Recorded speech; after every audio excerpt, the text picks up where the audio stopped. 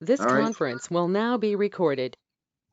So I call the Engineering Operations Committee and Special Board meeting to order for January 14th at 1:30.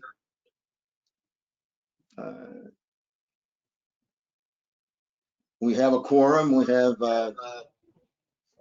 so we're going to any public comment. Chairman Williams, good afternoon, and members of the committee, board, and staff and public. We have no public comment today. Okay, thank you very much. Then we'll move to presentations. Any presentations? Chairman Williams, we do not have any presentations. Okay, then let's go on to our action calendar, and I'll turn that over to the general manager. Thank you again, Chairman Williams.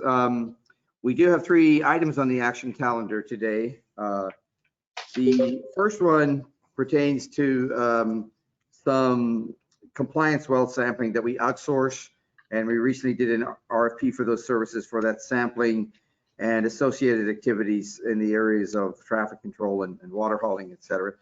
And to bring this item for action to the board for this new agreement, we have Jamie Burkhardt, our water quality and environmental compliance analyst, our excellent water quality and environmental compliance analyst. Welcome, Jamie. Can you handle this topic for us? Yes. Can everyone hear me? Yes, I can. Perfect. Okay, thank you, Patrick. Good afternoon, Chairman Williams and members of the board. I am here today to present the action item on page 3 in your packets, if you'd like to follow along. First, I'm going to give you a little bit of background information. The Edward C. Little facility in El Segundo produces 5 different types of recycled water. One of these designer waters is for the West Coast Basin Barrier Project. This hydraulic barrier prevents seawater intrusion into the West and Central Basin groundwater aquifers. This seawater barrier is highly regulated by multiple agencies and regulatory documents. Monitoring water quality at specified groundwater wells is one of the requirements in the current barrier permit. There are 11 wells at 8 different locations in the South Bay. Currently, West Basin's well sampling services are combined with water hauling and traffic control. Packaging these services was precipitated by changes in regulations for the well discharge permit. Rather than discharged to the storm drains, the purge water must now be hauled from the sampling sites where it cannot be beneficially reused on nearby vegetation. Lane closures are also required for the 3 nested wells at West Basin 1 due to its location on a busy street. Traffic control permits are required by the cities of Torrance and Redondo Beach in order to secure this lane closure. The packaged services of sampling, traffic control, and water hauling is feasible only with highly specialized companies. There are few qualified companies located within reasonable proximity of the system that can provide such services. Before the change in the state regulated discharge permit, West Basin worked with United Water and then with the Water Replenishment District, WRD, to provide this well sampling. After the change in the permit, staff began to look for other companies capable of providing sampling services along with water hauling and traffic control. From July 2019 through March 2020, quarterly sampling services were furnished by Blaine Tech Services, Inc. And from April 2020 through December 2020, Wayne Perry, Inc. provided quarterly sampling services. A request for proposals was released to BidNet on December 1st, 2020. 186 organizations received this RFP notice, 19 accessed the attachments, and 2 submitted proposals by the deadline on December 21st. 3 people evaluated these proposals, including an outside evaluator from the Los Angeles County Department of Public Works, West Basin's partner in the West Coast Basin Barrier Project and owner of 8 of the 11 monitoring wells. Table A shows the final rankings, and Attachment A provides the final evaluation scoring results. The scope of the project that was put with the RFP, along with the well information provided to the consultants, are shown in Attachments B and C, respectively. Although both companies are capable of performing the full scope of work, WPI received the highest score. Evaluations show that the proposal from WPI addressed several key factors with greater thoroughness. WPI included a cost breakdown that detailed time required on decontamination procedures after each sampling event in order to minimize any potential for cross-contamination. Senior technicians each have over 20 years of well sampling services experience, bringing vast knowledge to the project. The WPI proposal highlights a dedication to open communication, ability to adapt to emerging sampling procedures, and the readiness and training of the project team. The benefit to West Basin is related to compliance. Monitoring water quality in these 11 wells is required within West Basin's barrier permit. Securing an agreement for these packaged services for West Basin ensures both efficiency and continued compliance with all groundwater related regulations. I will now read the recommendation. The recommendation is that the board authorize the general manager to enter into an agreement with Wayne Perry Inc., WPI, for the package of services including well purging and sampling, traffic control, and water hauling for a period of 2 years in the amount of $153,210,000 plus a 10% contingency for a total not to exceed amount of $168,531. I am happy to answer any questions that you may have. Okay, well, thank you for that report. Questions, Director Alvarez? I have one question. What were the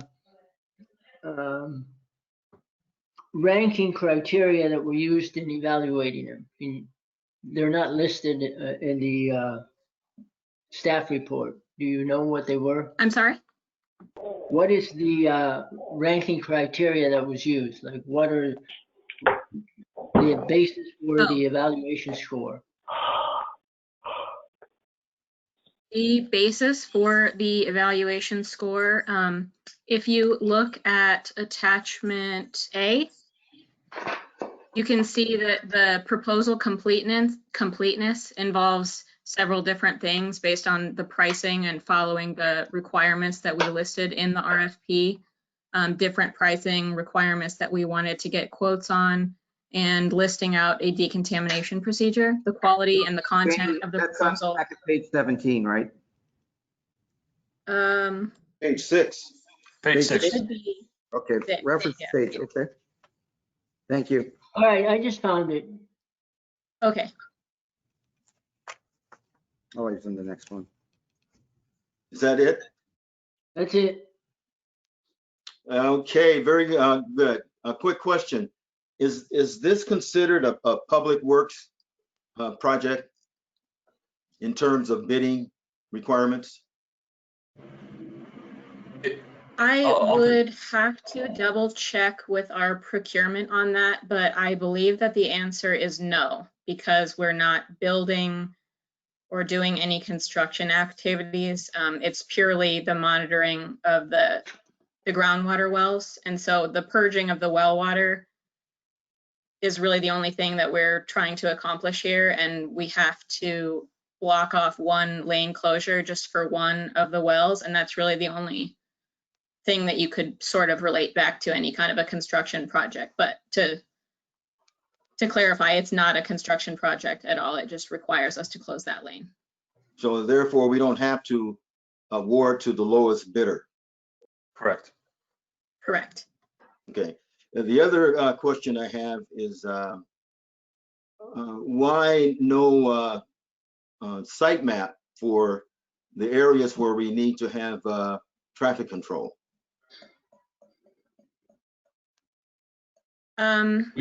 That is a great question. I am happy to provide you with that. I think that the well info information sheet that we listed with the RFP lists the different project locations, but you're right that it doesn't have any maps attached to it.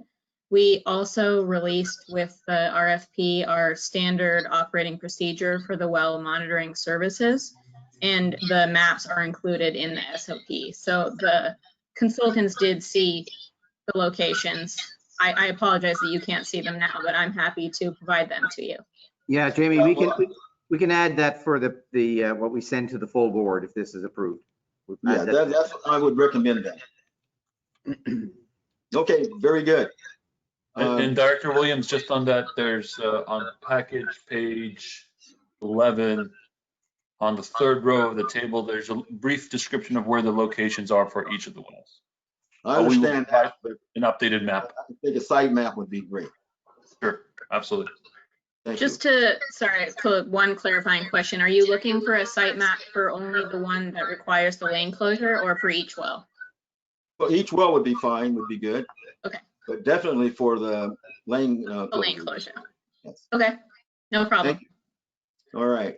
Okay, I would recommend that this goes on to the board for final approval. Can I get a concurrence on that? I would concur. All righty. Well, thank you. So be it. Thank you. Next item. Thank you, Chairman Williams. Our next item is item 5B.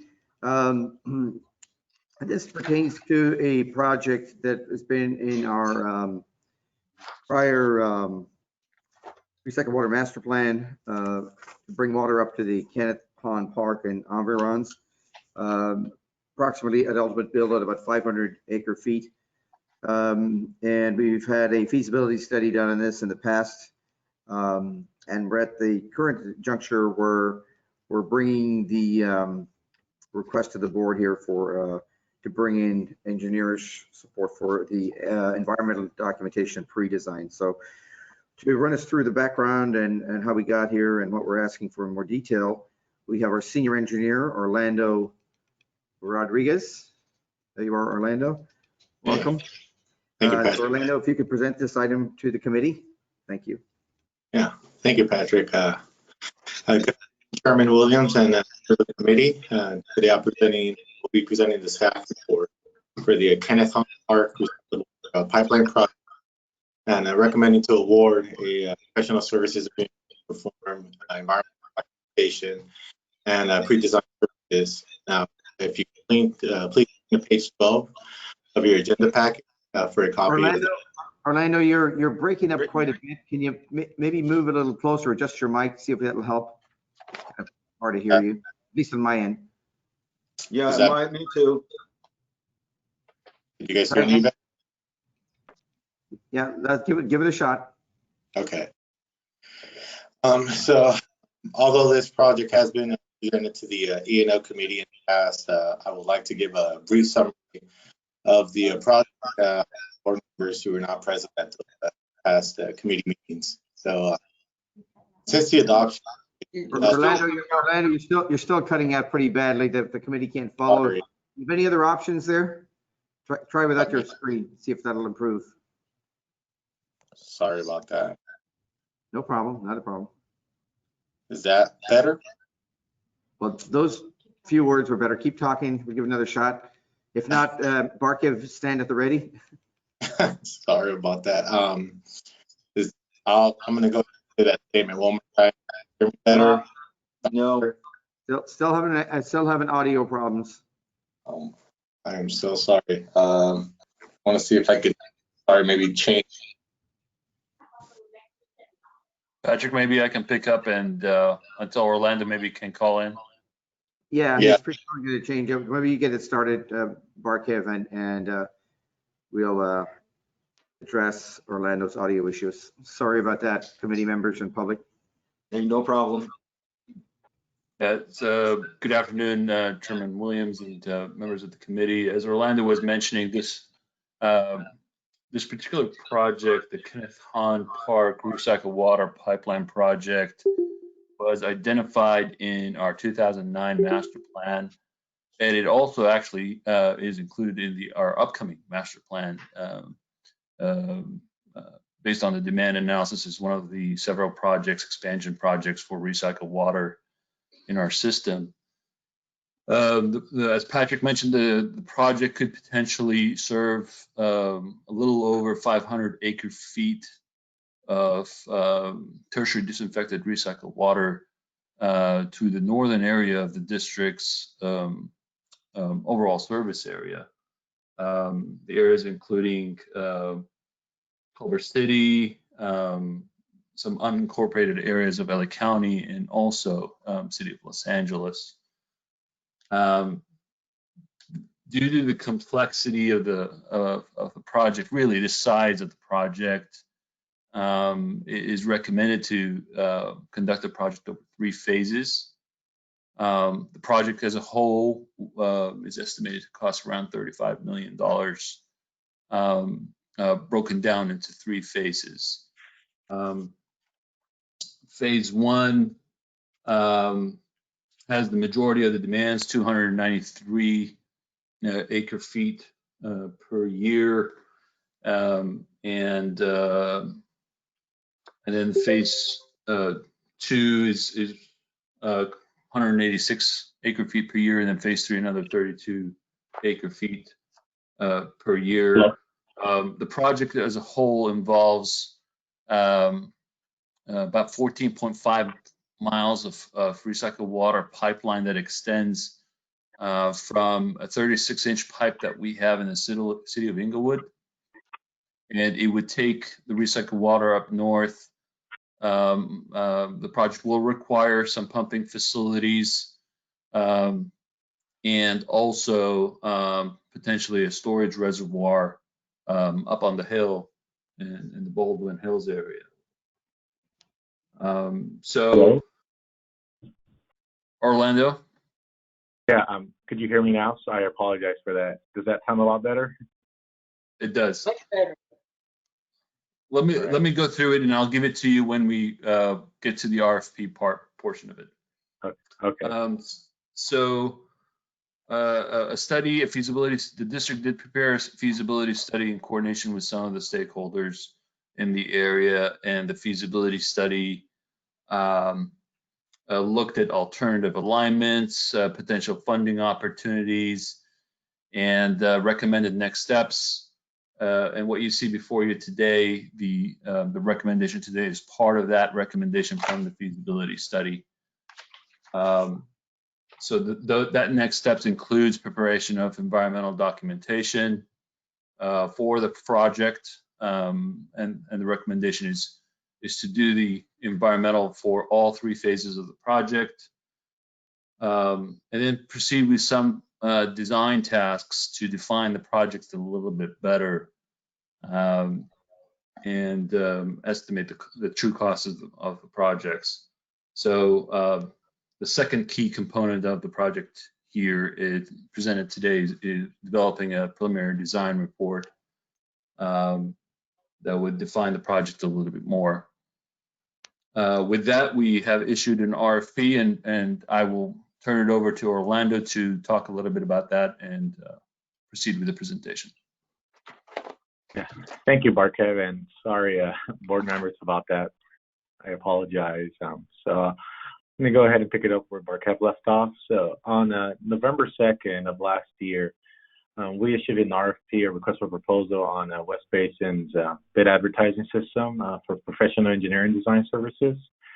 About a total of 571 consulting firms received the RFP notice, which was opened by about 58 consulting firms. And then next, we held a pre-proposal conference on November 10th of last year, 2020, and it was attended by 15 firms via GoToMeeting. 3 proposals were received from qualified consulting firms on December 3rd, which is the proposal due date for the 2 p.m. cutoff time. The 3 consulting firms who submitted proposals were Gannett Fleming, AKM, and Lee and Rowe. After the proposals were received, a selection panel of West Basin staff and an outside panelist began the evaluation process per West Basin selection process guidelines. The 3 consulting firms also participated in interviews on December 15th of last year via GoToMeeting as well. And a detailed table of the written proposal and interview results can be found on attachment B, which is on page 17 of your agenda packet.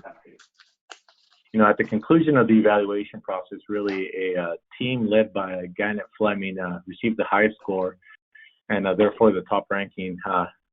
The Gannett Fleming team really was able to explain their technical approach in a clear, concise manner, and not only the written proposal, but also the or interview process, in which they highlighted, past knowledge of our previous conducted studies, the importance of a kind of proactive community outreach and understanding of the challenges along the preferred alignment route, and then expertise in the pump station and the storage tank site evaluation. But at this point, I would like to read the recommendation.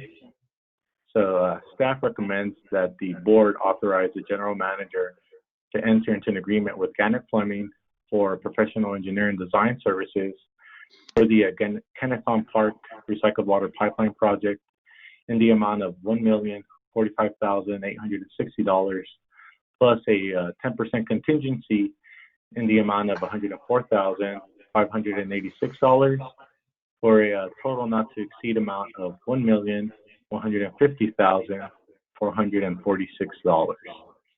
Now, with that, I would be happy to take any questions from the committee at this time. Thank you. All right. Thank you for that report. Questions, Director Alvarez? I've got a couple.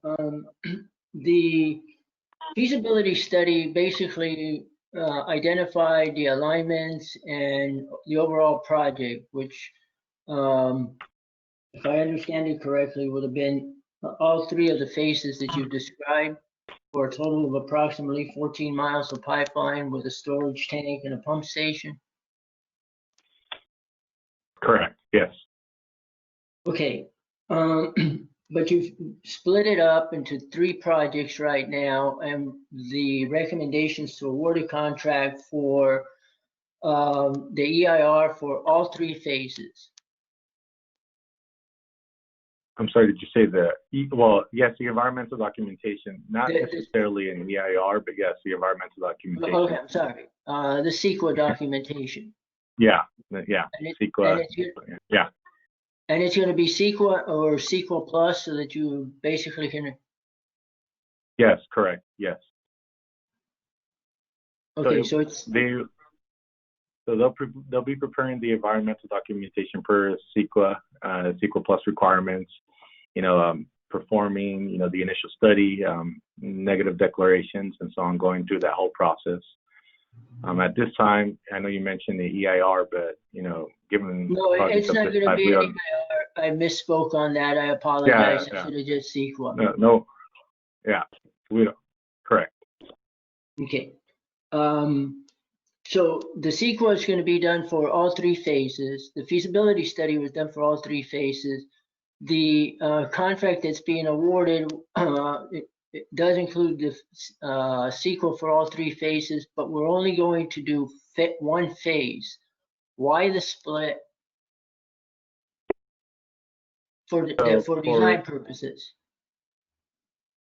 So for phase 1, one of the things that the feasibility study acknowledged was the need for this pump station and storage tank along the phase 1 route. We believe that these are fairly large, kind of unknown facilities. We don't necessarily at this time know the size or the scope of that work. So what we wanted to do in just doing the preliminary design work for the phase 1 alignment is to focus on this phase 1 and kind of tackle some of these unknowns now, rather than kind of the entirety of the project. I know the feasibility study did recommend kind of doing this in 3 phases, so that's what we're following at this time.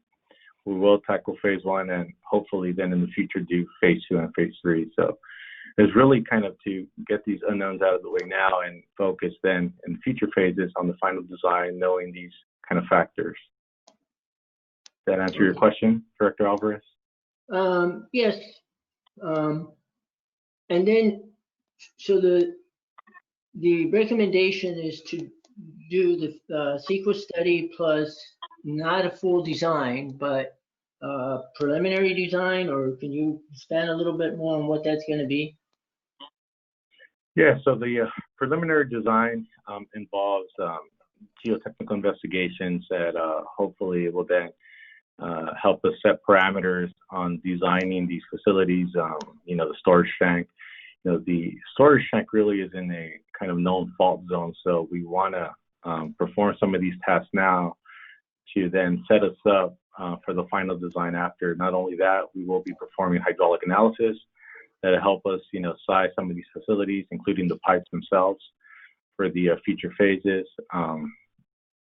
We will be performing community outreach and things of that nature. So that plus the environmental documentation and services there as well. So that's what we're performing now. There will be some preliminary drawings performed at this time, which we consider about 30% kind of the final design, but really it's to set us up for that next phase and get some of these, what we believe, key important tasks or define them now and set us up for the future. Okay. Susie, do you want to expand on the environmental? I'm sorry? Yeah. Good afternoon, directors. I was going to, having done CEQA for many years, I was going to try to also explain, and I'm sure many of you are aware, if we piece out CEQA or any environmental documentation, sometimes agencies can be accused of what's called piecemealing.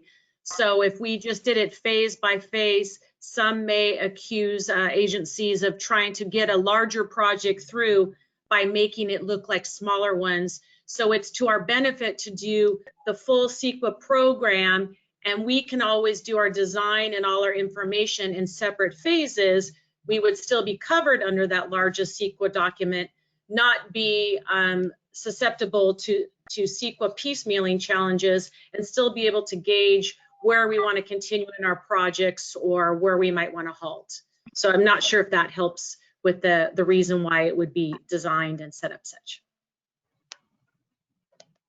Thank you, Susie. If I may step in, a couple of additional factors, directors. This project is part of, or has been part of, the Harbor South Bay program, and we've been in talks with the Army Corps of Engineers for potential funding of the project. And as a few of West Basin's previous projects, expansion of recycled water in the South Bay area, there are projects where the Army Corps of Engineers would basically take over the construction of the project, and sometimes, in some cases, they would take over the final design of the project itself. So we haven't determined yet of if funding is available, how that will pan out.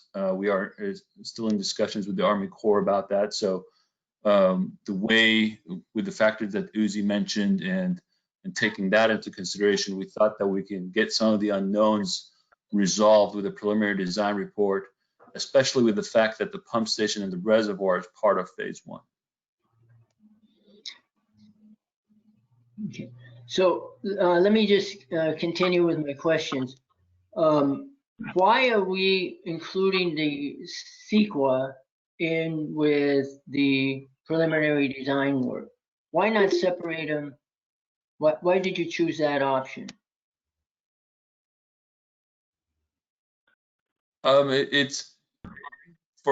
We've done that in the past, and we found it to be successful when the sub-consultant is you know, you got the environmental firm as a sub to the prime. We've done it both ways at West Basin, I believe, and this has been an approach that has been successful. Sometimes it helps with the just maintaining the schedule. Uzi, do you want to add to that? Yes, for the last, 16, 17 years at West Basin, what we realized, directors, is that some of these larger projects, the CEQA requires us to look at the amount of energy, our carbon footprint, and we may not know that unless we've already done some preliminary work on the kind of bigger energy and, let's say, environmentally impacting portions of the project have been identified. Otherwise, what you end up doing is coming back into that document and redoing CEQA, the document itself, a few times. So it's often helpful to pre-plan the impacts, the design of things that may have an impact on the, or have a considered impact on the environment. So none of that was looked at in the feasibility study, huh? The feasibility study did a cursory review of some of the environmental factors. A very preliminary review.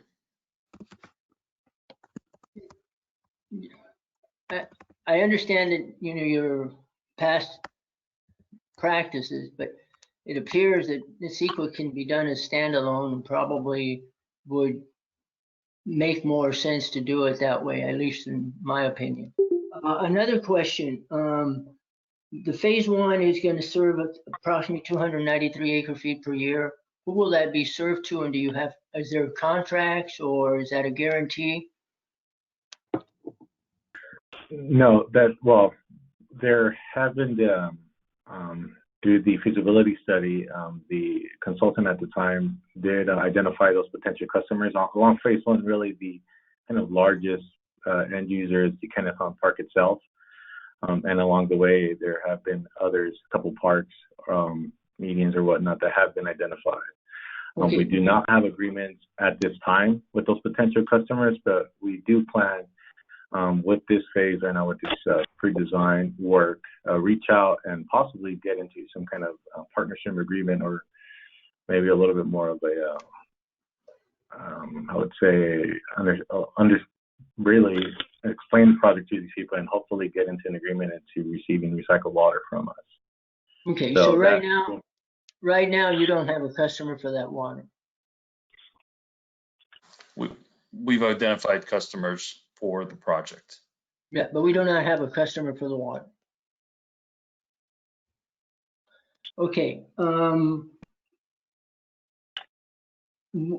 What's the benefit cost for this project? In other words, do we know if this project is going to pay itself off, or is it financed and it's going to be subsidized by other sources of income?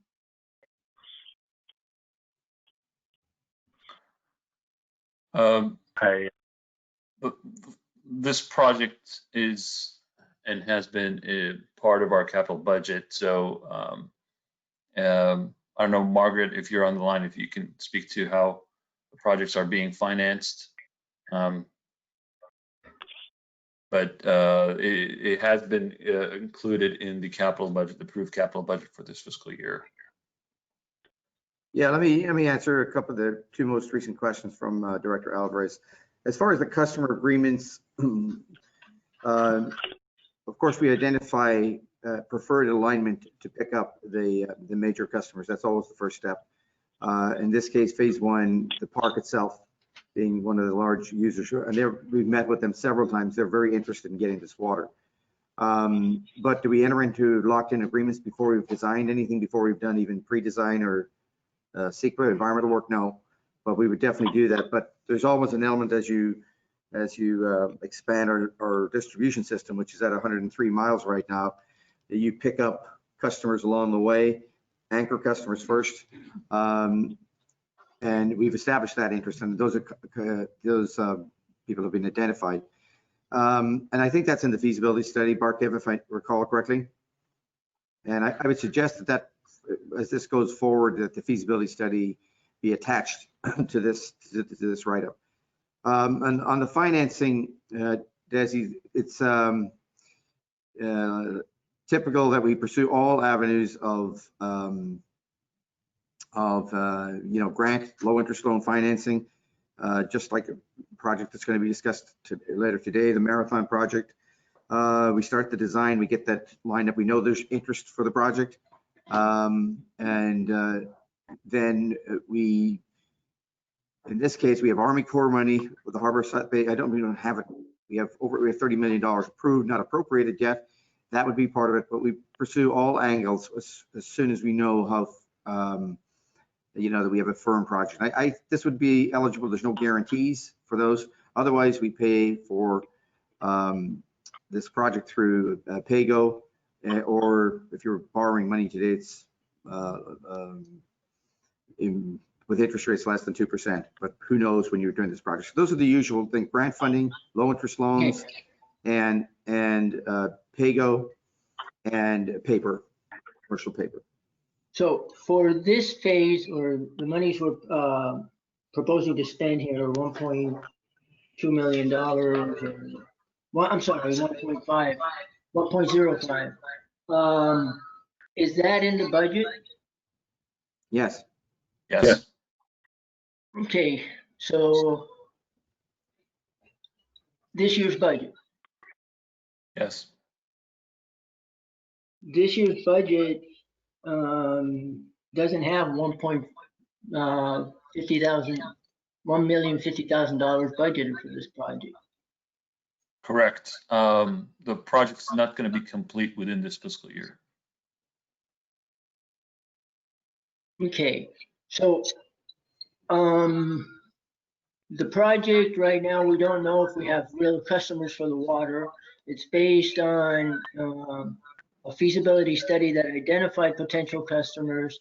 You've had preliminary talks with the potential customers, but we don't have any agreements. We don't have any partners in the sense that some of the customers would be helping finance the construction.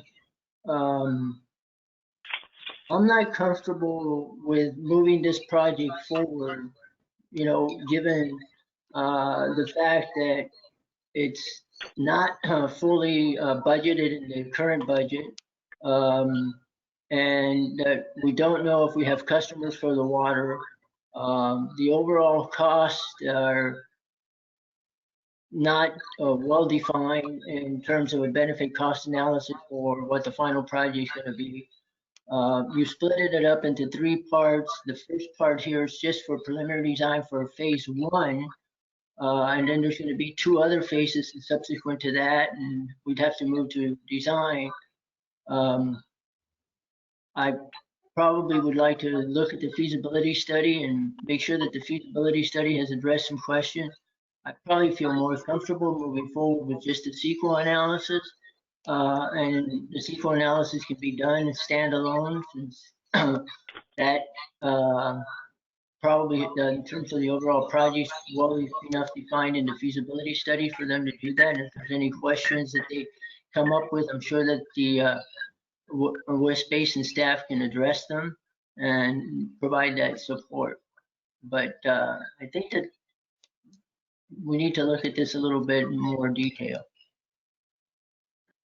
If I may ask, what's the concern about having the environmental as a standalone versus? I just suggesting that I could support that, but otherwise I would prefer to go back and revisit the feasibility study a little bit more and look at this project and really talk to some of the customers and make sure that we do have customers for the water and are not committing to move forward with a project for which the customer base that's been potentially identified is not truly there. And if they're there, it would be nice to get them to come in as potential partners.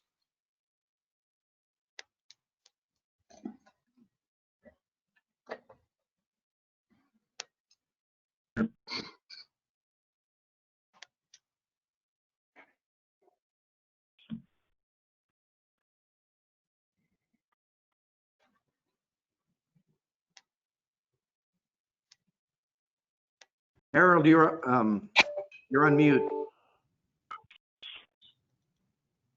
Now, what did I say? I agree. I didn't hear anything. I think we, Director, Mr. General Manager, that you would sit down with Director Alvarez and go over how West Basin has pursued these types of projects in the past, and that the recycled water customers are not sitting out there waiting for us. We have to oftentimes go out and put in our line, and then they come out. So I think it would be a good idea to do that, because if we wait for the customers first, we wouldn't have any lines in the ground. So I think you need to do that. Okay, I'll take that direction and follow up. Yes. Thank you.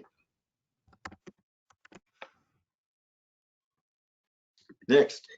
Okay, Chairman Williams, so what's the direction right now? Yeah, right now, I would suggest that we hold off on this until we can get Director Alvarez comfortable with this, because he seems to have a great deal of knowledge in this area. So we could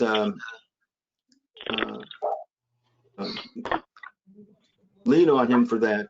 And I noticed we didn't say anything about how the county is committed to this project in terms of money, because I know that Director Houston had been working with Supervisor Hahn on this project. So can we kind of follow up on that and bring the Director Alvarez in on that? Director Williams, it's Director Gray. Yes. Can you hear me? Hi, thank you. May I speak? Sure. Yeah, this is a project, part of it starts in my district. I think Director Alvarez had some valid questions. I would like to have the general manager, well, it's kind of a procedural question first, because this is an item on your committee, and it usually moves forward to the board with or without a recommendation. So I assume it will be on the board agenda. But I certainly agree with you in terms of general manager getting together with Director Alvarez to answer those questions. But I would also like the general manager and staff to be able to respond to those questions if in fact it is on the agenda, because I would like to know the answers to those questions. And certainly we have approved projects that I remember with the potential customers, and the customers usually sign an agreement after the project is completed. So I would like to ask the procedural question: will this item be on the full board agenda without a recommendation? Mr. General Manager, is that the procedure? Yeah, normal procedure, if we're not moving forward with a recommendation, it goes forward to the board without a recommendation. And we would take all of these requests or suggestions from the chairman and yourself and from Director Alvarez into consideration, work on those. But Yeah, normally it would work without a recommendation or with. Yeah, I know it's not a recommendation from committee. I'm asking you, will it be on the board agenda? That's what's the question. So it will be on the board agenda for the full agenda, correct? Correct. I've had no direction to pull this item from the agenda. It's on our committee. It moves forward to the board.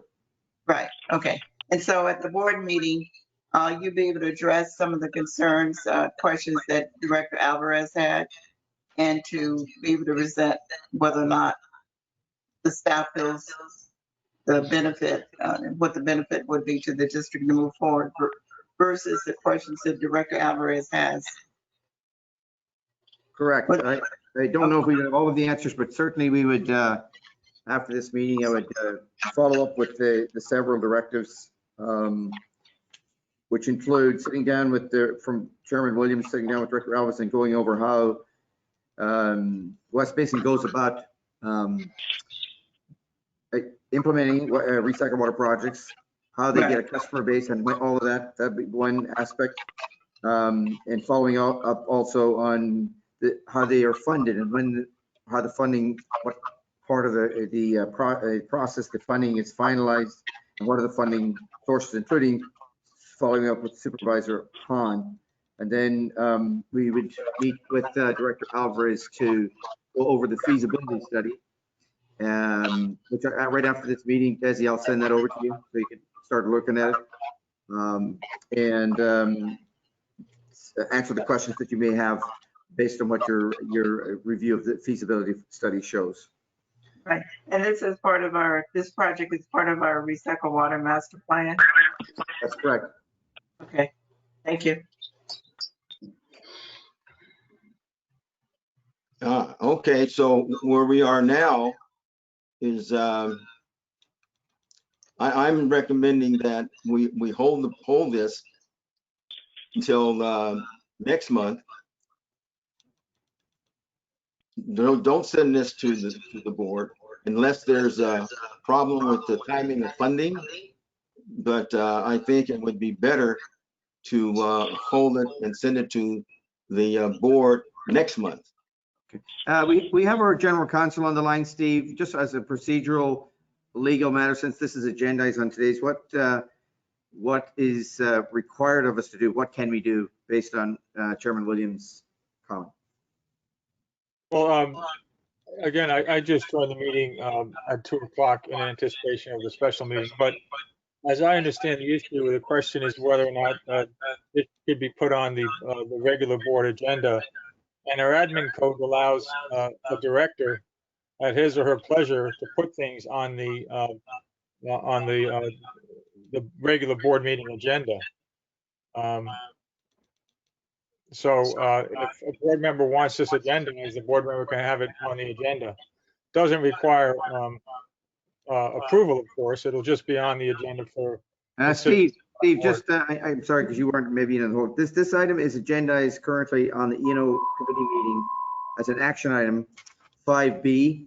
If you can look at that, and we just had a discussion on it, and Director Alvarez had several comments, and the suggestion by the chairman is that we pull it from it going to the board and move it to next month. And that's the procedural question. Normally what we do, if there's an issue, we move it forward from committee without recommendation, and then it could be pushed out until we have an opportunity to address some of the questions that principally Director Alvarez had raised. Yeah, so you have a situation where we have, can you hear me? I got a really bad echo. No, we can hear you loud and clear. Good. You have a situation where if the committee has the opportunity to move this forward to the board with or without a recommendation, that's been the district standard practice. And you also have the ability of a director to put something on the board agenda if that director desires. So if one director wants to put this on the board agenda, that director can do so. That doesn't mean the board has to even act on it at the regular board meeting. The board at that time could determine that more information is needed and defer action on that item until a later meeting. Does that make sense? You have some competing. Right now, excuse me, this is it's Desi. Right now, Director Williams has basically requested that you move this for the following board meeting, not the one that's coming up next week. I would agree with Director Williams. I think that there's a lot of issues that need to be addressed, and there's not enough time to address them, in my opinion, that in a few days. So why rush this? There is no rush on this project that I can see. There's no real sense of urgency, whether you get this moving forward today or in a month or in 2 months. So I would concur with Director Williams' recommendation that you move this forward, if you move it forward at all, to the full board agenda in February as opposed to the January agenda. Director Gray, can I ask a question? Yes, you can. Yeah, I don't think it's an issue of whether it moves, whether we in February or March or whatever. I agree we should push it out, but I really was asking the procedural question because we have to make sure that we're doing everything correctly when we conduct committee meetings and our board meetings. And so, Steve, again, my question, just to clarify, if an item is on a committee Could it move forward to a board without a committee recommendation? That's the question. What is it? That's just a general question. Just have to do with this particular item. Just that any item on a committee, if the committee members do not recommend it, is it supposed to still move to the full board? The practice has been that when items are considered at committee, they can be moved forward to the regular board meeting agenda with or without a recommendation.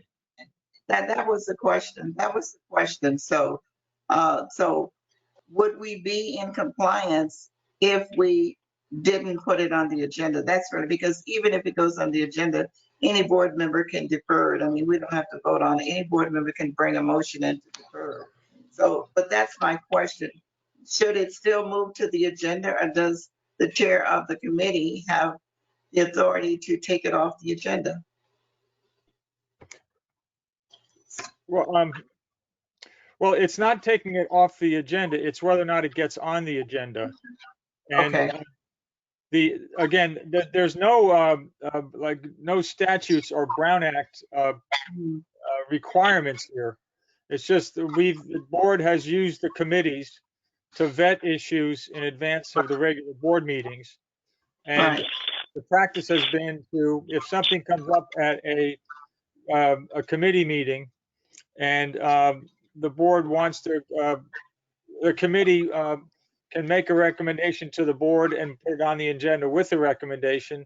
Or if for some reason the committee can't reach a consensus, it usually goes to the board agenda without a recommendation. Right. Okay. Okay. That's been the practice. Okay. All right. Thank you. Another question to the general counsel. Now, because an item makes it to the committee, and then subsequently it goes on to the board, it doesn't have to, because we can move it off of off its track of heading to the board if it needs more discussion or work before it reaches the committee. So send it back to staff for more work. Yes, and I believe that has happened in the past. Okay. But what it bumps up, I guess it's not inconsistent, but it runs into, Director Williams, the ability of an individual director to place something on the agenda. And so the policy we've used with committees with the allowance for an individual board member to request that an item be added to an agenda, they don't quite sync up here, if you see what I mean. If you have a committee that doesn't want it to be on the next regular agenda, they want to send it back for more study, that's perfectly appropriate. However, if an individual board member wants something on the agenda, he or she is entitled to make that request. Yeah, I understand that. Okay. Okay. So then should make it a little clearer then. My recommendation is that we send this item back to staff for further study before sending it on to the board. So that's my recommendation. And if I can get concurrence from my I concur. Director Alvarez, and then there would be no harm, no foul. Correct? Correct. Hello? Yes, correct. Okay. Chairman Williams, I have a question just for clarification. So this is getting sent back, the recommendation is sent back to staff for more evaluation, and to bring it back to the next committee, not this month, but the following month. Is that the direction? Yes. Okay, I just want to make sure that's what we're doing. Yes. In the interim, we'll address the questions and suggestions you made and Director Gray made in clarifying some of these questions that are in the feasibility study and meeting with Director Alvarez to go over that study. Okay. And I think it's important, more important to explain our how we've been operating over the past umpteen years. Yeah. Because I believe this is Director Alvarez's first foray into sitting on a board in a public with a public agency. Yep, we'll be glad to be part of that process to Okay. over how we do business. Thank you.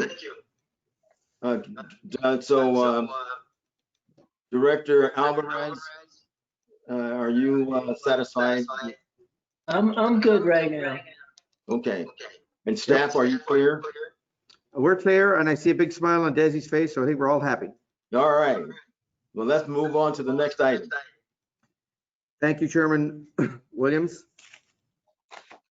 So this is our third and final action item today on the action agenda. And this pertains to our recycled water distribution system, that 100+ miles of purple pipe that bring the water to our almost 500 customers. So we currently have a contract operations agreement with Cal Water Services to do this, and the agreement comes to an end, expires at the end of June of this year, June 30th. And so we brought to the board, actually, it's an action item, but there's some options, and we'd be glad to hear your input of whether to go out to bid and bring that back before it'd be pretty tight, but I think we can do it, or to enter into a negotiation with Cal Water for an extension and bring that back to the board. So here to present, where we're at on this and these options is our fabulous Frank Fuchs, our operations supervisor. Frank, nice headset. Thank you, Patrick. Take it away. Good afternoon, directors. As Patrick mentioned, West Basin Municipal Water District contracts with California Water Service Company to operate and maintain the district's recycled water distribution system. And so the current agreement term is for 59 months and will expire June 30th of this year with a not to exceed agreement amount of $5,528,000. So as Patrick mentioned, we are here to provide two options for the board to consider to move forward with the operations and maintenance of the distribution system. So the first option is to authorize the general manager to negotiate new terms with Cal Water for the extension of the existing agreement. And the second option is to authorize the general manager to direct staff to issue a request for proposals. And so essentially that would be letting this current agreement end. So I'd like to provide a little bit of background about the recycled water distribution system. So as Patrick mentioned also, the district owns 103 miles of recycled water pipelines, and that includes tertiary disinfected recycled water lines, a secondary line, brine lines as well. In addition, the district owns approximately 300 system valves, over 450 air vacuum valves throughout the distribution system, 2 booster pump stations, and 3 disinfection stations. And so as part of the current agreement, Cal Water operates and maintains all this equipment on behalf of West Basin. And in addition to the normal operations and maintenance activities, Cal Water also provides a 24-hour coverage of the distribution system to cover any emergencies such as leak repairs. They also respond to requests for underground service alerts. So before a contractor does any type of digging, they're required to provide advanced notification of the area of work, and underground utilities are required by law to mark the location of their utilities. And utilities have 2 working days after the day of notification to go out and mark the lines. And so in the last year, West Basin received an average of 700 of these notifications per month. And so Cal Water responds on behalf of West Basin to go out and mark the locations of these lines. Cal Water also collects monthly water quality samples. We have 30 sample sites that they go out and collect and provide this information. They also assist with investigations, whether it be pressure monitoring or recording flow information. And they also respond to recycled water customer complaints. For costs, they charge a readiness to serve monthly fee of $3,000. And this is for availability during an emergency, for a 24-hour emergency call-in service, as well as a management fee. And additional services are charged on a time and material basis. And so what I'd like to do is now just go through the pros and cons of each option, starting with the option to extend the current agreement with Cal Water. Cal Water has performed the operations and maintenance of the recycled water distribution system since the inception of the recycled water program in 1995. So they have over 25 years experience maintaining our recycled water system. They have a significant amount of institutional knowledge. They have a lot of familiarity working with existing recycled water customers, with purveyors, and cities where our recycled water system is located. Nearly 1/3 of the recycled water customers are in Cal Water service area. That excludes Cal ADWP. And so they're accustomed, these customers are accustomed with the service that Cal Water provides. So they already purchased potable water from Cal Water, and so they are already familiar with the service Cal Water is providing. Cal Water also has offices and equipment yards in Torrance and Hawthorne. A portion of West Basin service area is in Torrance, and of course, also Hawthorne is in the West Basin service area. And so this allows for a rapid response by Cal Water staff in case of any potential issues or emergencies. As I mentioned, they have a 24-hour emergency response phone number. They have an on-call leak truck available to respond after normal business hours and on weekends as well. And overall, Cal Water has backup staff and equipment available in case of emergencies or scheduled tasks. And for larger scale emergencies, Cal Water can utilize an on-call subcontractor as needed. Now, the cons, of course, is that there would not be competitive bidding. There would not be any pricing to compare to with this option. Moving on to the second option, which is to issue a request for proposals. The pros would be that there would be a competitive bidding process, and you would be able to compare the costs and services of other potential contractors. And an RFP would allow for the evaluation for the overall best value to the district. The cons would be that a new contractor would need time to learn the operations and maintenance of the distribution system. So this could potentially affect the service for an amount of time. There would be a learning curve with a new contractor to be able to respond to any issues. If a new contractor is selected, the institutional knowledge that Cal Water had gained over that almost over 25 years would be lost. And if a new contractor is selected, an outreach campaign would need to be implemented, of course, with all the end users, the purveyors, the cities. We would initiate with a communication to all the stakeholders to let them know of this change, but it would be a continuing process to make sure that the cities and purveyors knew that there would be a new vendor available to respond to emergencies. If this option is selected, an RFP could be issued in February with bids due in April and a proposal evaluation conducted in May. Staff could present a recommendation to the board in June. And so in the event that a contractor other than Cal Water would be selected, staff would recommend to allow an overlap of services of the new contractor and Cal Water to allow for a smooth transition. Based on the current funds available, we anticipate that we would be able to implement a time-only extension of the current agreement. But again, that would be dependent on working with Cal Water to allow for that time extension as well. So I would like to say that these options are not presented because of any deficiencies or issues with the support that Cal Water has provided. Cal Water has been a great partner. They've provided a high quality service and support since the inception of the Recycled Water Program. So with that, I would like to read the recommendations. The following two options are presented for consideration. Number one, that the board approve the general manager to negotiate an extension of agreement W2637 with California Water Service Company for the operation and maintenance of the recycled water distribution system. The revised agreement term will subsequently be presented to the board for review and approval. The second option is that the board approve the general manager to direct staff to issue a request for proposals for the operation and maintenance of the recycled water distribution system. With that, I'd be happy to answer any questions.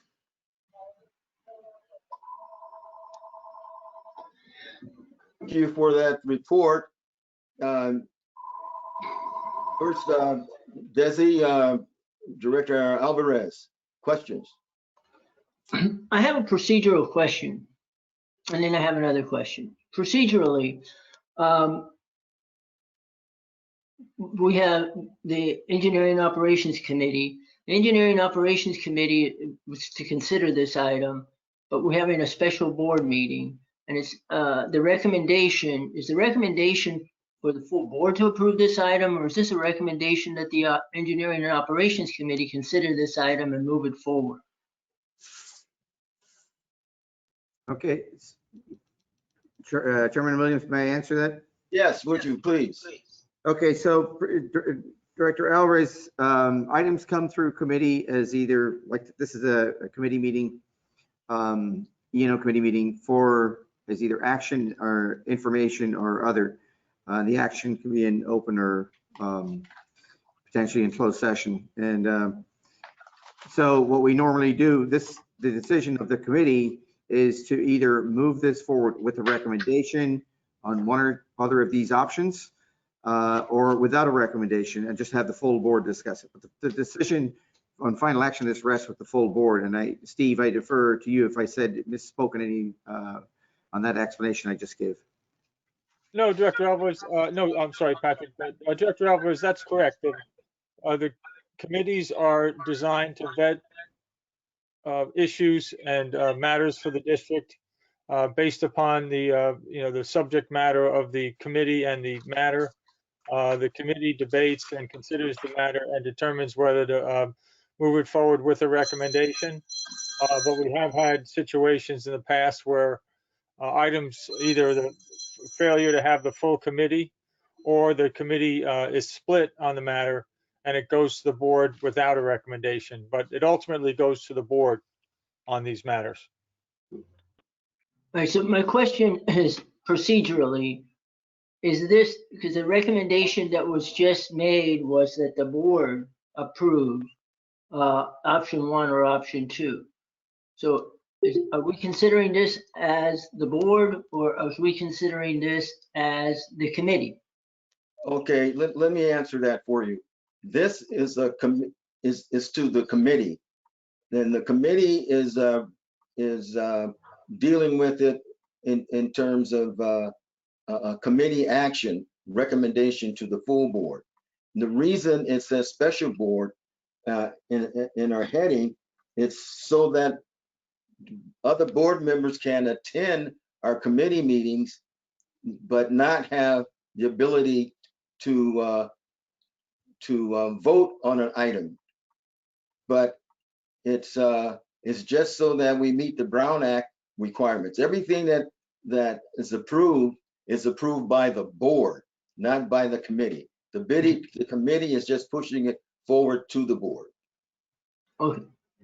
Yeah, for a little more background on that, Director Alvarez, it's a little complicated in terms of the Brown Act, because as you probably know, the Brown Act requires that any meetings of an agency be posted as meetings of that agency, so that the conduct or the business of the agency is conducted in public. And with standing committees, which most water agencies and most public entities have, the Brown Act states that if it's a standing committee of standing subject matter jurisdiction, that is that's an agency or a body that must conform to the Brown Act. So the issue becomes, if you have a majority of the board present, can all the 3 or more directors participate in that committee meeting?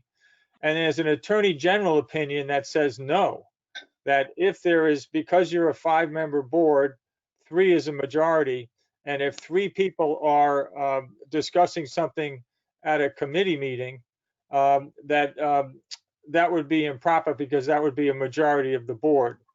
So the Attorney General opinion says that the 3rd or 4th or 5th member can participate, but can attend but not participate. What the district does is similar to what Metropolitan does, is the committees are organized as both committee meetings and joint special meetings of the entire board. Thus, it allows other board members to participate in the discussion, but you'll note on the agenda that this is still, they can participate, but this is still a committee for purposes of making a recommendation to the full board.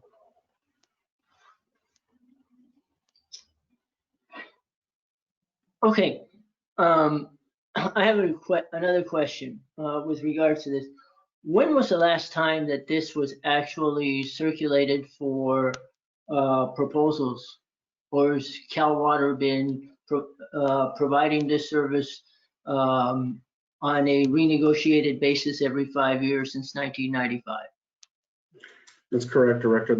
Cal Water has been the only contractor for this service for the district since the inception of the recycled water program. And I think Cal Water's done an excellent job, and they're a very good company. But this has never been bid out. That is correct. Okay, thank you. I have a question follow up on that. Is have we received requests from other vendors interested in providing this service? More recently, we have been approached. We have received several companies that are interested in bidding on this work, or providing a proposal. Very good. Are they local? I'm not sure. One of them, if they are local, one of them is that we've been approached by is Suez. The other one is Inframark. What was the other one? Inframark.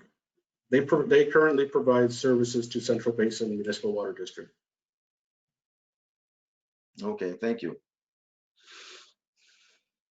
Okay, so you've heard the recommendation, Director Alvarez. What's your pleasure? What do you think? I think that we should move forward with preparing a request for proposal and go out and solicit proposals for the operations and maintenance of the recycled water system. As described in this agenda item. Yes.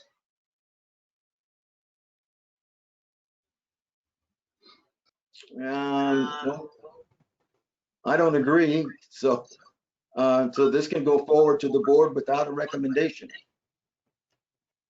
Okay, Chairman Williams, thank you.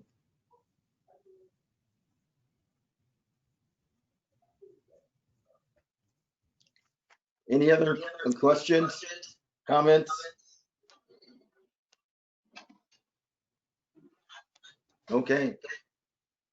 So this will be on the January 25th agenda. Okay. For full board action. All right, thank you. Good discussion, thank you. All right, next item. Okay, that concludes the action calendar portion of our agenda today. So now we're moving to the information calendar. We also have 3 items on here. The first one, which you could have either by email, I believe, an accompanying PowerPoint for the monthly water facility operations update that Susanna Lee, our operations engineer. Where is Susanna? I'm sure she's here somewhere. Susanna Lee is going to present Oh, there we go. There's the PowerPoint. So it's on the screen if you're watching in, or you can bring it up from your email also to follow on this. Susanna, are you coming on camera today or not? Oh, there you are. Good afternoon. Hi, Susanna. Thank you, Patrick. Can you all hear me okay? Yes. Okay. Well, good afternoon, Chairman Williams and members of the board. So please refer to page 46 of the package for a copy of the memo. And as Patrick mentioned, that the presentation was sent to you separately, or you can follow along on the screen. So as usual, we will begin with presentation reviewing of our influent water quality.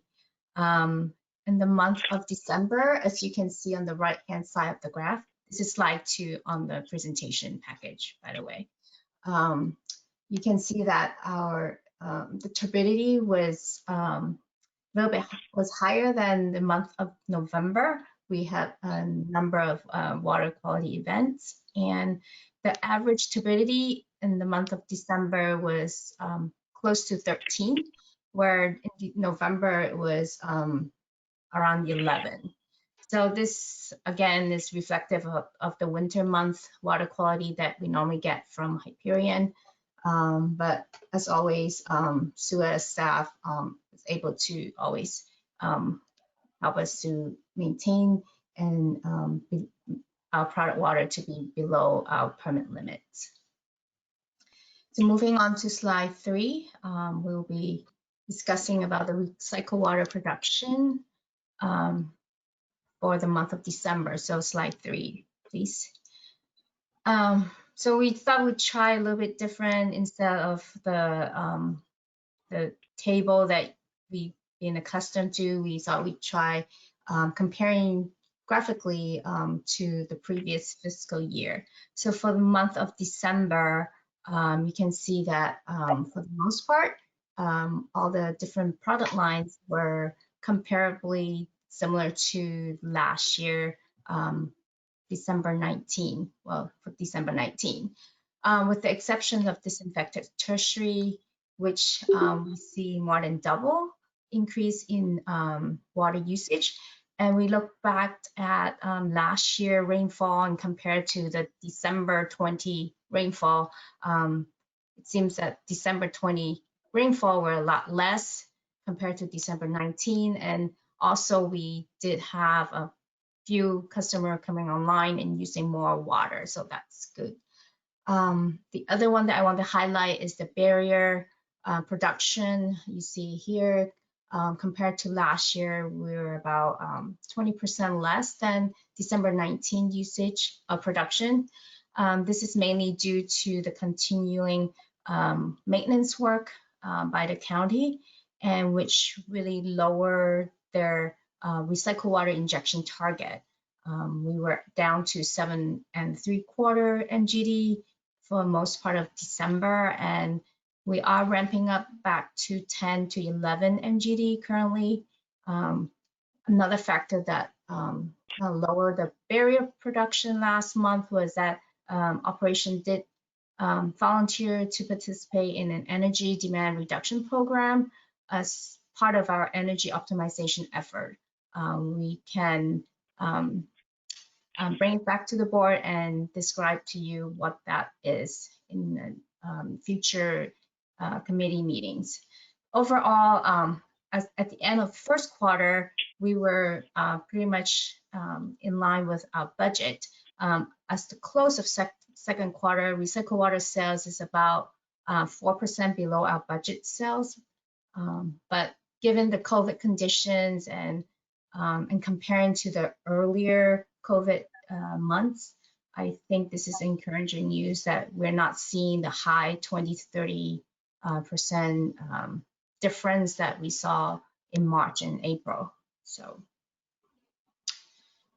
the next slide, slide number 4, staff just want to bring back an update on all the different membrane procurements that were approved by the board in 2020. At this moment, all the procure membranes have been delivered, even though we did have met some delay for the microfiltration membranes that were manufactured and shipped from Australia. So these first two items, we went to the board in June, and we just received the last 630 MF modules January 4th. So our staff have been busy replacing membranes. You can see the puff membranes have been completely replaced now as of November, and we are beginning to replace the Chevron RO membranes as well as the MF membranes at the satellite facility. So this will certainly help with meeting our demand and productions. On slide 5, I would like to just highlight some main maintenance activities at our different facilities. As I mentioned, on the left, we have some pictures that show that staff is busy replacing RO membranes. These are the Chevron RO trains. On the right-hand side, on the top, even these signage were installed earlier this month. We just felt that it's important to let the board know that we have installed COVID guidelines and signage around the facilities to highlight the importance of visitors to adhere to COVID guidelines to ensure that the operators will be protected. So these are signage that West Basin staff have produced, and SUAS staff have just recently installed at the different various entrances at our treatment facilities. And finally, the pictures on the bottom right hand side, these are work order activities that went on in the distribution system. Frank mentioned some of those. And here we have some air vacuum valve that were damaged or needed to be replaced. Here are the before repair pictures, and then on the right hand side, these are the after repair pictures. In the month of December, I believe, a total of 9 air vacuum valves were repaired, and then as normally they sample about 50 to 60 water samples, and also did the underground service alert work as well. So on slide number 7, we're reviewing the compliance report, monthly compliance report that were submitted. So we, staff submitted a total of 2 compliance reports, and we're glad to report that there was no NOV. And staff also completed a total of 350 water samples. And finally, these are all the different potable water customer service that staff have completed. These are the MWD customer projects that staff spend time in helping the purveyor coordinate with MWD. So they are just moving along the different project phases. And the last one, staff is working with the parties to settle out the meter and billing issues. And for the Title 22 Purveyor Service Program, staff just completed the 2020 reporting requirements, and staff in December started planning, putting together the 2021 sampling schedule and coordinating with the regulator to start the 2021 work. And finally, brewer desalter was offline for December. Staff had completed putting together the rental piping, and we did troubleshooting and identified issues with membranes, and we did cleaning. And at this point, we felt that the resolution is completed, and we'll begin bringing the train back online, and hopefully pending water sample results, we'll be bringing back the production at Brewer Desalter. So that completes my report. If I'll be glad to answer any questions. Very good. Thank you for that report. Director Alvarez, I don't have any questions. Thank you. Very nice report. any other director? All right, let's move on to the next item. Thank you very much. Thank you. Did I hear somebody wanting to? I think it's Director Ray. Okay. Yeah, great, No, great. no, thank Go you. ahead, Director Ray. I would say no, thank you to Director Williams. Thank you. All right, thank you. Okay, so yeah, great report by Susanna. Item 6B is back on the topic of not the recycled water production, but well, the recycled water customer on the other end, the recycled water customer program update. And we have the wonderful Frank Fuchs back. Hey, Frank, our operations supervisor. Tell us what's been going on.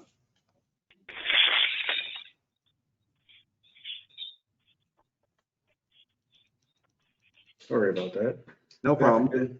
Again, directors. So if you can please refer to page 58 of your board packet. This is just a short update on some of the current customers that we're working with to connect to recycled water. In addition, we also work with existing customers that are making modifications to the recycled water system. So we help them through that approval process with the Department of Public Health. So moving on to the next page, 59.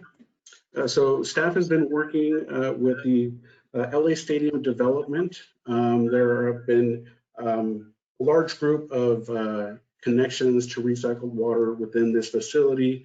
One of them is the Southern California Edison is constructing a switchgear building. They are installing an irrigation system that will use recycled water. It's going to be a very minimal amount, probably approximately ½ acre-foot per year. However, we've been working with them to conduct inspections and get approval from the Department of Public Health. As you can see from these photographs, these are just the irrigation systems that have been recently installed, and we anticipate that they'll be connected in March of this year. Moving on to page 60 of the board packet. Staff has also been working with Grandview Elementary School in Manhattan Beach. Again, this is a existing customer. They have been undergoing a construction project to replace several of their buildings, and including that, they're making modifications to their irrigation system. And so, again, staff has been working with the Department of Public Health to go out to the site to ensure that there is appropriate identification of both the recycled water and the potable water lines, and to ensure that there's no interconnections between potable and recycled water. And so here are some photographs of some of the recent work that staff and the Department of Public Health inspected as well. Moving on to page 61 of the board packet. This is another site, Lusinger High School in Lawndale. This is a existing recycled water customer, current recycled water customer, and they're undergoing modifications to their irrigation system as well as their potable water system. As I mentioned, if an existing site makes any changes, not only to recycled water, but also to potable water, we need to get approval from the Department of Public Health to make those changes. And so staff works with these customers to go through that process. And so in this photograph here, the school is making modifications to their potable water line. This is their backflow device. And so staff goes out with the Department of Public Health to conduct inspections as well, so to ensure that they get approval. The next slide is page 62 on the board packet. And in addition, staff is working with the Manhattan Village Shopping Center This is also an existing site. They've been undergoing several modifications to their irrigation system. This is a new irrigation system that's going to be installed, that is currently being installed around a parking structure. That's what these photographs here reflect. And again, staff and the Department of Public Health have been going out to conduct site inspections as well. And then the last slide, this is page 63 of the board packet. Cal State Dominguez has been undergoing a great deal of modifications throughout their site. They are still working on their I&I building, but in addition, they're planning on installing pressure reducing valves after their recycled water. And so staff is working with them to update their plans and also to get approval from the Department of Public Health for these modifications as well. So that concludes my report, and I'd be happy to answer any questions.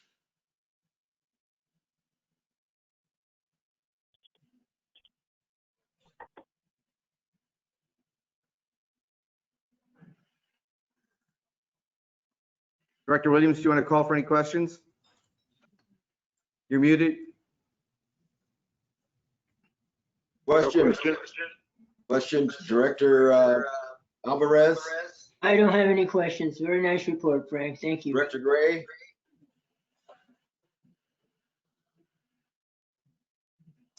No, thank you. No, thank you. Director Deere? No questions for me. Thank you. Is Director Houston here? No, he hasn't been on that call today, on the meeting. Okay. Today. Well, thank you very much for that. We move on to the next item. Thank you, Chairman Williams. Again, great presentation, Frank. Our third and final item on the information calendar is, and for Director Alvarez's benefit, these are monthly, standard monthly updates we give on these three topics. For the third one is for the capital improvement program update. We'll have several people, not every single project, but some of the key projects that have been with key movement in them. Our manager of engineering, Wendell, oh, there you are up there. Hi, Wendell.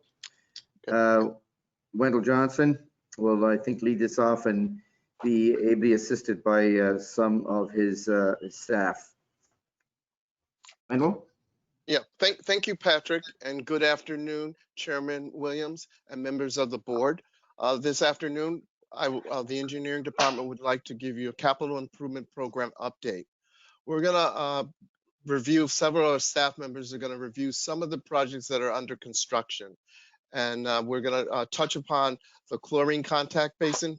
Kevin will be presenting that. The sodium hypochlorite chemical storage tank replacement project. Joel will be touching on that. The microfiltration project, tank replacement project, Veronica will be touching on that project. And lastly, Camille will be giving us information about the barrier blend facility out in El Segundo. Without any further ado, Kevin. Thank you, Wendell. Good afternoon, Chairman Williams, members of the committee and board. We'll start on page 74 of your agenda packet.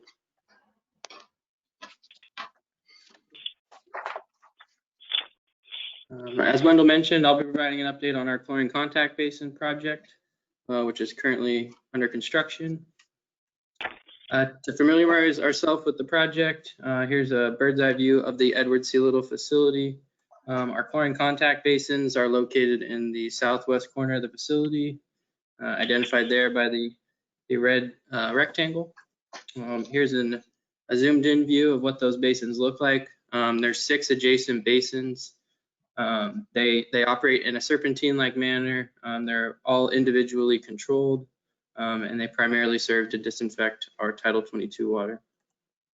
Description of the project includes essentially the repair and rehabilitation of the internal components of our chlorine contact basins. The total project duration was 1 year. We issued notice to proceed to the contractor last February and actually achieved substantial completion this past December on the 23rd and are approaching final completion hopefully next week. The total project budget, our construction budget, was approximately 1.35 million. And as mentioned, the improvements were to the internal components of the basins. Those include the slide gates, which control flow into each basin. Mud valves, there's 2 mud valves per each basin for a total of 12 mud valves. These help drain down the chlorine contact basins for necessary maintenance activities and cleaning. New baffle walls, there's 4 baffle walls for each basin. These help control the flow and ultimately help us achieve the required contact time. I believe it's about 40 minutes from the time water enters the basins through the slide gate before it flows out the weir. Our Title 22 permit requires about 40 minutes of contact time with chlorine and a measured residual once it leaves the basin.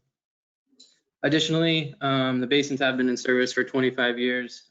Concrete conditions have deteriorated a bit, so we're addressing any corrosion spots or failing concrete with mortar repairs and coating repairs as well. Here's just a couple diagrams to show where we're at with the progress through the budget. On our construction management budget, the team's done a really good job being efficient with the use of time, both on the inspection level and the construction management level. We're about 73% complete. I anticipate there being about $50,000 in remaining budget at the end of the project. On the contractor side, there's a total budget, like I said, of $1.35 million. At the time that we put this together, the contractor had billed for about earned about $1.3 million worth of work. Since then, they've submitted their December pay application, and it's about 95% complete now.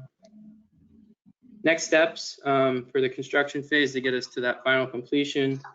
Some surface restoration to the ceiling surface of the slide gate for basin number 2. We had noticed a bit of leaking coming through between actually the surface of the gate and the concrete wall itself. So we had the contractor remove the gate again and repair that ceiling surface. And then finally, there was a corrosion spot noted in basin number 6. That work is scheduled to be taken care of next Monday.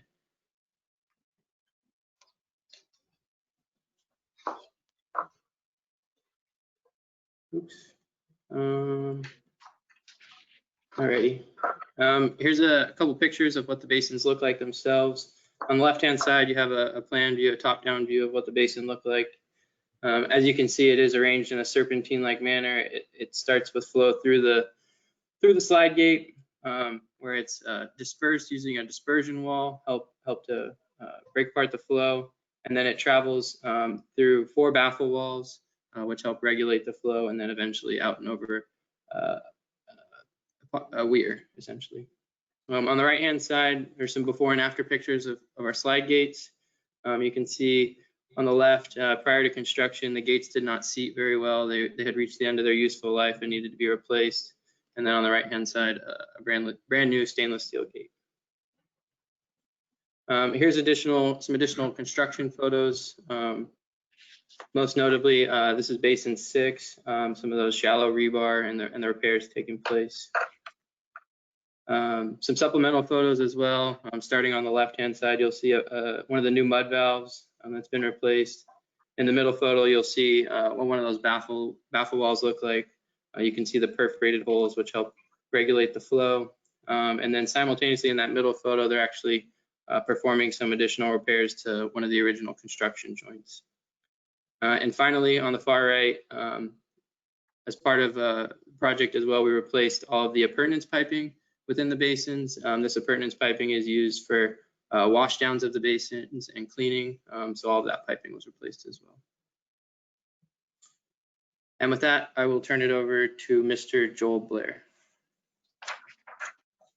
Thank you, Kevin. Good afternoon, Chairman Williams and directors.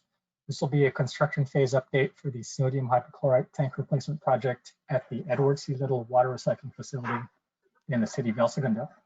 If you please turn to page 82 of your agenda packet, we will start with a brief project summary.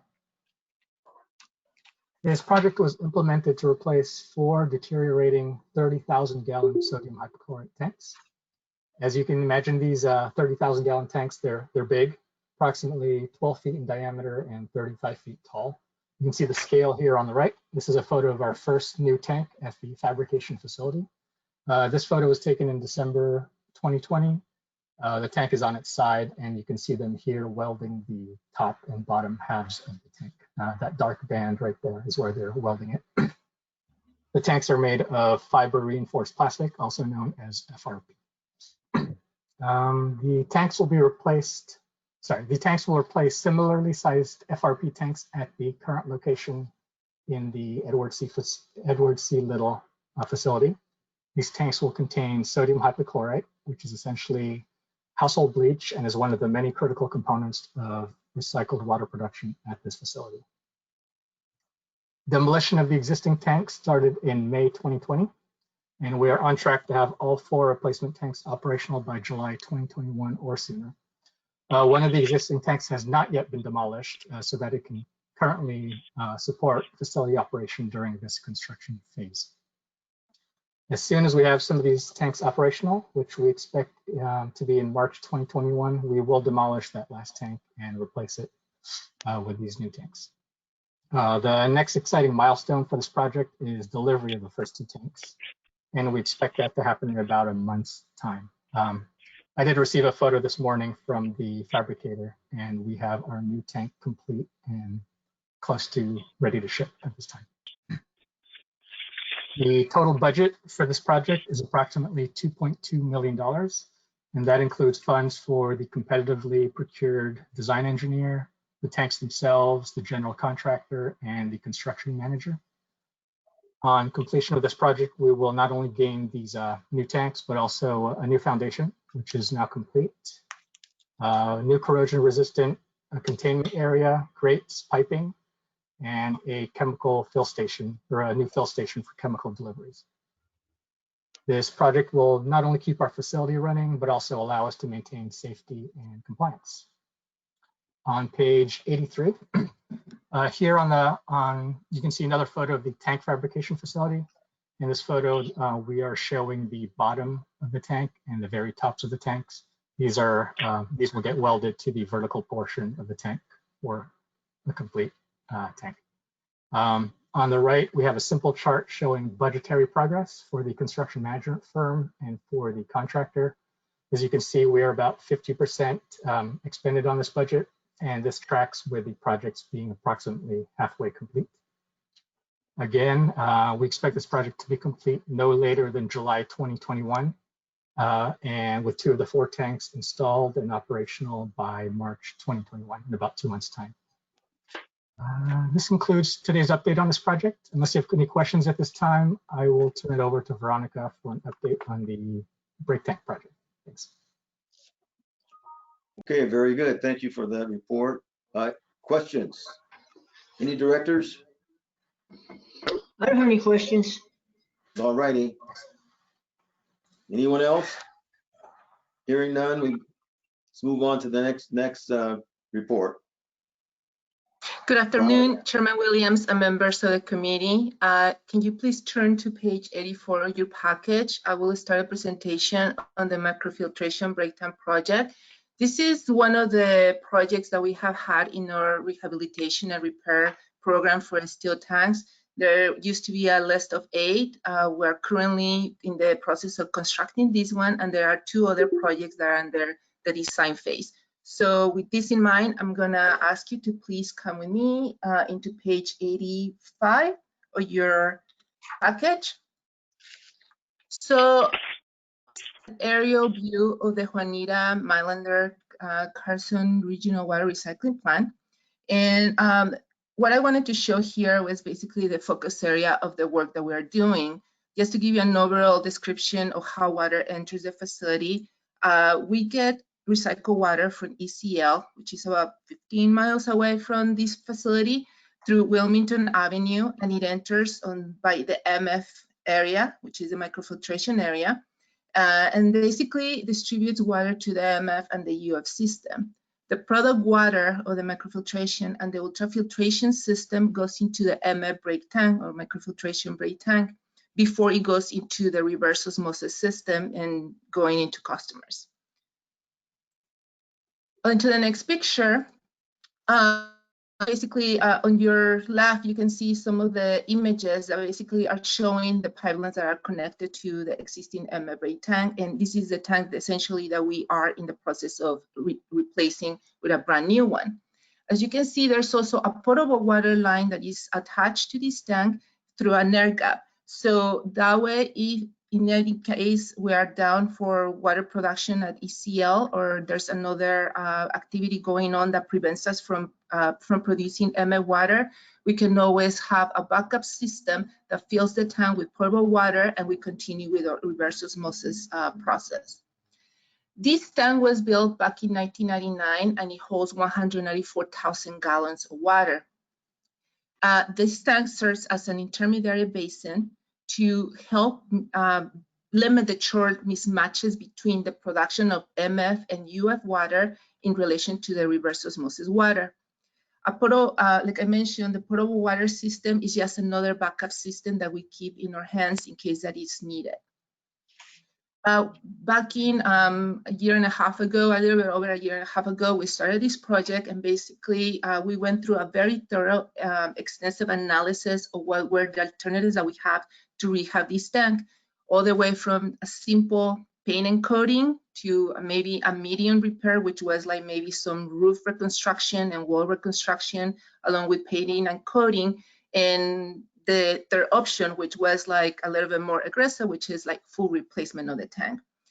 Again, this tank was originally sitting directly on the ground, so the possibilities of actually extending the life of this tank for a little bit longer by just doing some painting and coating or some roof repairs was not going to be as extensive as the expenses were going to be. So it was decided by the team members to essentially replace the full tank.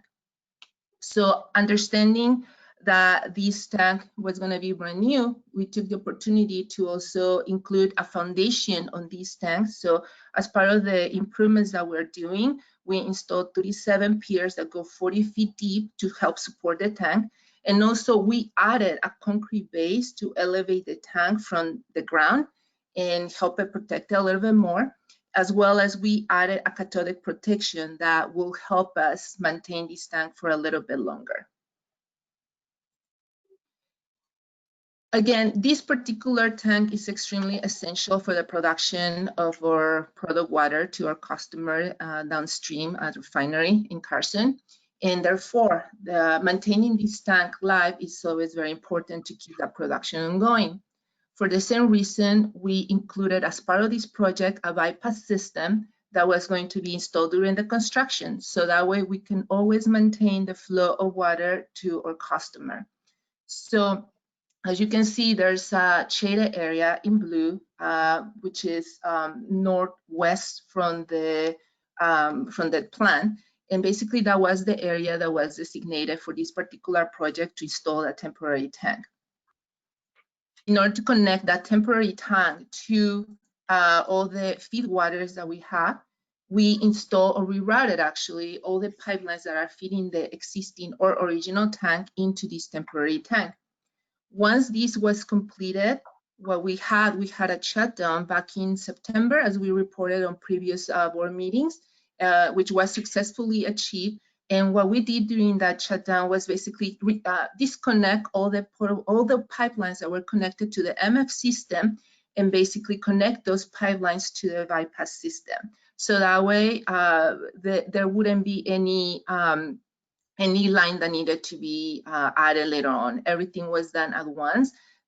We were successful in our shutdown, and as soon as we finished that shutdown, this tank went live, and we were able to later on be able to decommission the tank that you can see now in the dash lines.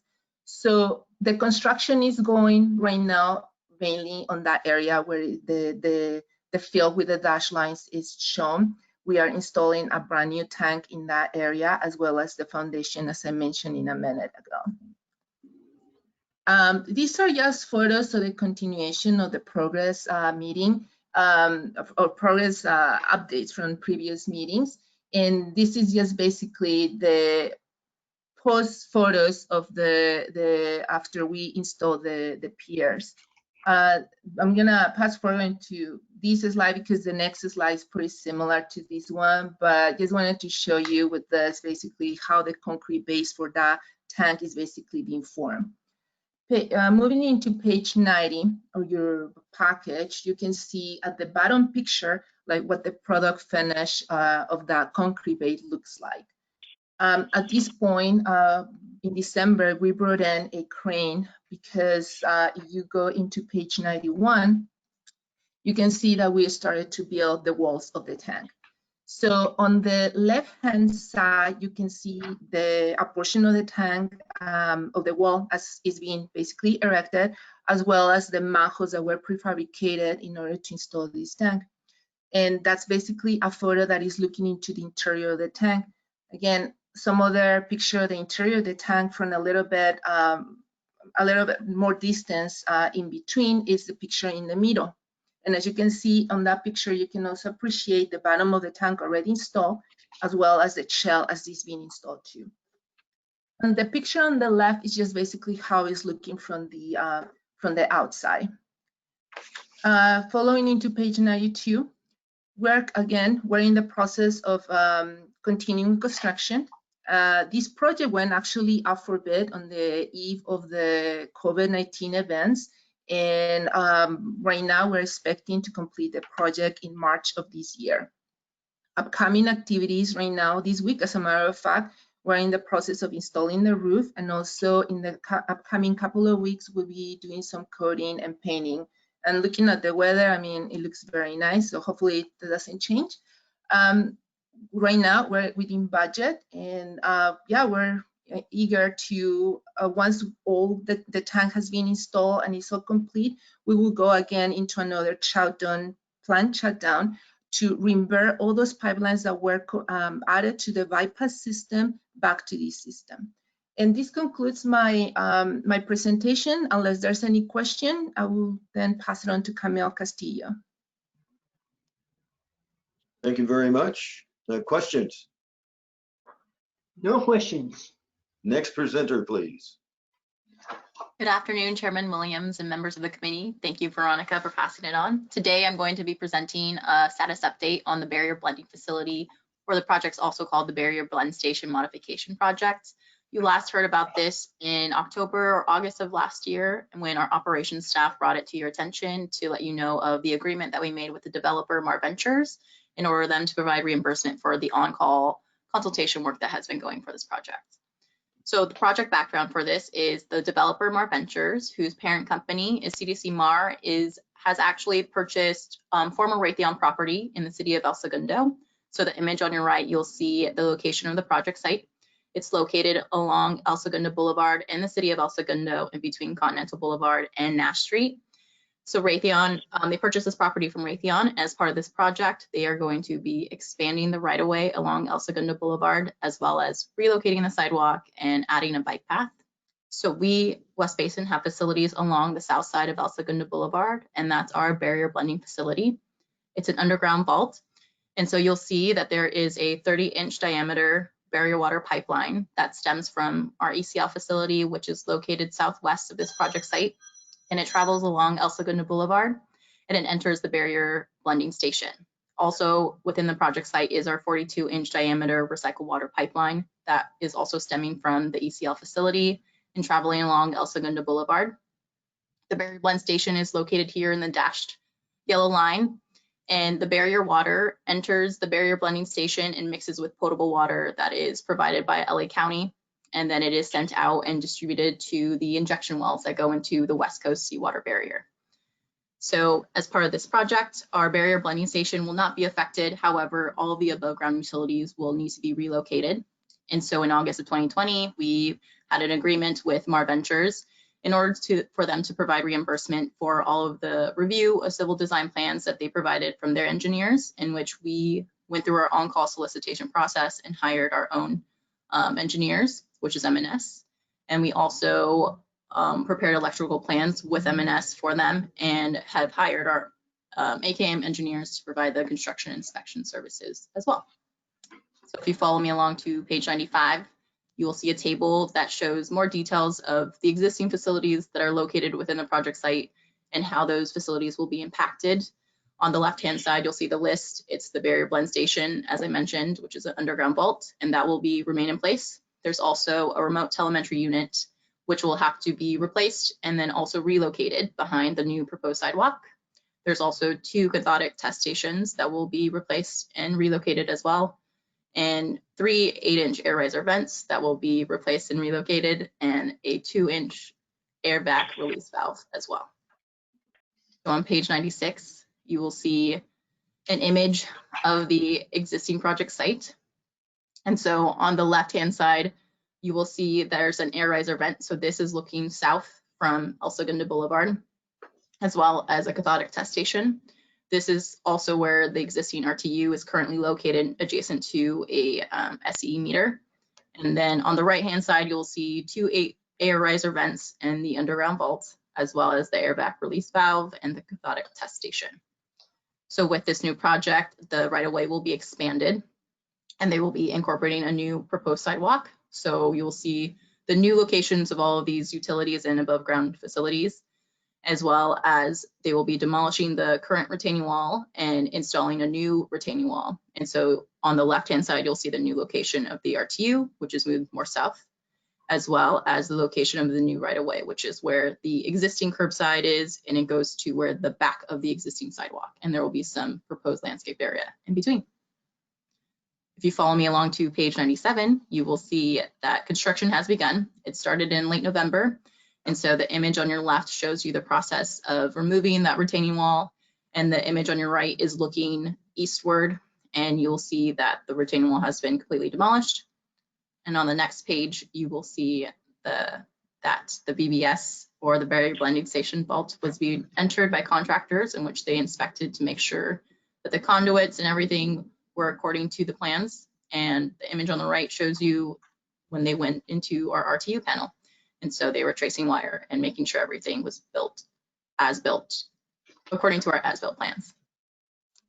The current schedule stands, it shows here. So basically the schedule has been primarily driven by the developer, Mar Ventures, just because they've had to coordinate with agencies such as the city and their contractors and the retailers in order to move the project forward. So we began conversations back in July 2017 when they initially told us about this construction project. And so we awarded M&S through our on-call solicitation process, the engineering design award in August of 2017. And then in March 2018, we had them prepare electrical plans to ensure that the construction project would go according to our standards. And then in September 2019, we did go release an RFP for inspection services because we were informed by Mar Ventures that they would be starting construction soon. And then in October 2019, M&S finalized their electrical drawings, and we were able to start the agreement process with C2C Mar, so that by August of last year, we signed that contract and we were able to award AKM the inspection services award. And then in November, we were able to start construction, and we are expected to end construction in February of this year. So this concludes my presentation on the update for the barrier blend station. If you have any question, I'd be happy to answer them. Questions? I don't have any questions, Director Williams. Thank you for another fine report. You're very welcome. Thank you. Thank you. All right. Mr. GM. Thank you, Chairman Williams. I echo that excellent report by Camille and Joel and all the presenters today, Kevin and Wendell. So that brings us to closed session. We have no closed session today. Excuse me, General Manager, I'm going to need to excuse myself, so I will not be participating in the rest of the meeting. Thank you. And good afternoon. Thank you for your participation and input. Thank you.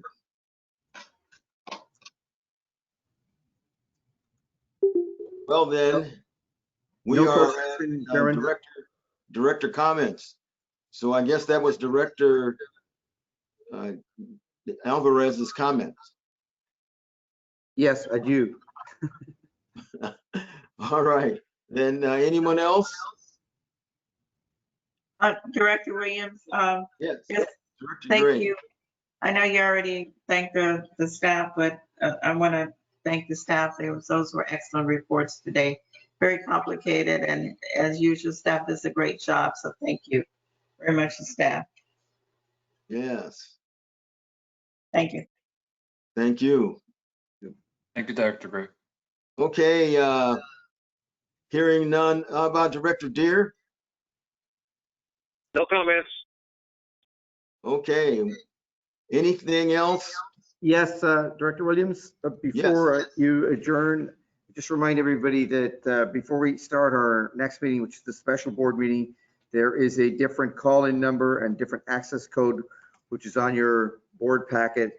And there was a presentation emailed out to you to the companies, that item. So when we adjourn this meeting, we'll log off, including our special or general counsel, and then, but we need to log in with a different call-in number and access code than you did for the meeting that you're on, if that makes sense. So look at the front page. If you have any questions, get a hold of me or Julie.